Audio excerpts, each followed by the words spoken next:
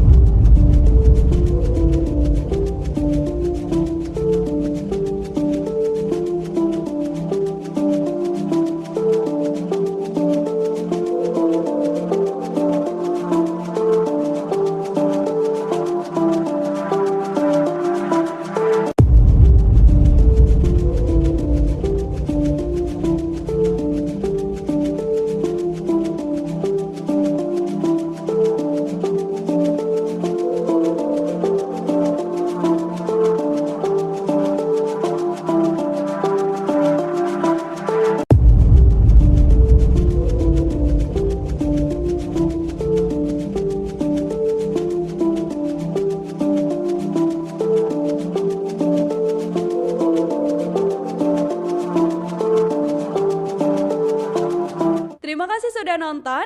Jangan lupa like, subscribe, dan share ya.